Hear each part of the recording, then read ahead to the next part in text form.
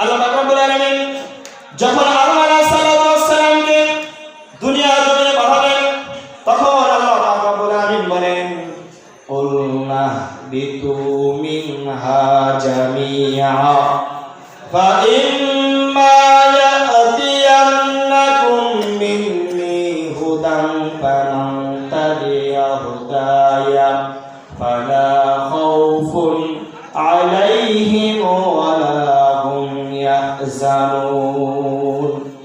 আল্লাহ রাব্বুল আলামিন বলেন, আল্লাহ তাআলা যখন আদম আলাইহিস সালামকে জান্নাত থেকে দুনিয়ার জমিনে পদার্পণ করবেন, নামিয়ে দিবেন, তখন আল্লাহ তাআলা আদম আলাইহিস সালামকে শুনিয়ে দিলেন, তুমি এখান থেকে নেমে যাও। অতঃপর যদি আমার পক্ষ হতে তোমাদের কাছে যদি কোনো হিদায়াতের বাণী পৌঁছায়, আর যারা তা মেনে চলবে, হুদায়া ফালা খাউফুন আলাইহিম ওয়ালা হুম ইয়াহজানুন, আর যারা তা মেনে চলবে তাদের কোনো চিন্তা বা ভয়ের কোনো কারণ নাই। বলুন সুবহানাল্লাহ। হুদায়া ফালা খাউফুন আলাইহিম ওয়ালা হুম ইয়াহজানুন, যারা কোরআনুল কারীম মেনে চলবে তাদের দুনিয়া এবং আখিরাতে কোনো ভয়ের কারণ নাই। পক্ষান্তরে যারা মিথ্যা প্রতিপন্ন করবে, ওয়াল্লাযীনা কাফারু ওয়া কাযযাবু বিআয়াতিনা উলাইকা আসহাবুন নার হুম ফিহা খালিদুন।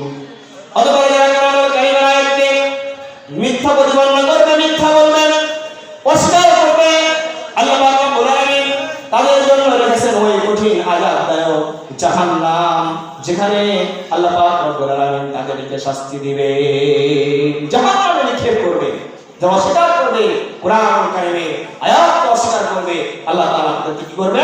জাহান্নামের মধ্যে নিক্ষেপ করবে। মূলত কথা দ্বারা লক্ষ্য উদ্দেশ্য হচ্ছে যায় আল্লাহ পাক রব্বুল আলামিন কিন্তু আমাদেরকে জান্নাতি হিসেবে সৃষ্টি করেছেন। কেননা আমার আদি পিতা হযরত আদম আলাইহিস সালাম, হাওয়া আলাইহিস সালামকে আল্লাহ তাআলা জান্নাতে বসবাস করতে দিয়েছিলেন। ওইখানে আল্লাহ তাআলা নিষেধ করেছিলেন, একটি বৃক্ষের নিকটে তুমি যেও না, গেলে তুমি কি হয়ে যাবে? জান্নাতের অন্তর্ভুক্ত হয়ে যাবে। লা তাকরাবু হাযিহিস শাজারাতা ফাতাকুনান্না মিনাল যালিমিন। কিন্তু শয়তান কি করলো? তাদেরকে প্রলোভন দিয়ে বৃক্ষ খাওয়ায়া আল্লাহ তাআলা দুনিয়ার জমিনে আদম আলাইহিস সালাম এবং হাওয়া আলাইহিস সালামকে পাঠালেন। এর থেকে মানুষের সৃষ্টির সূচনা। আল্লাহ তাআলা ঘোষণা করলেন, যারা দুনিয়ার জমিনে যাবে এবং এই কোরআনুল কারীম মানবে, আমি আল্লাহ তাআলা পুনরায় তাদেরকে আবাদান জিন্দেগি জান্নাতের মধ্যে প্রবেশ করাবো। সুবহানাল্লাহ। শুধু তাই নয়,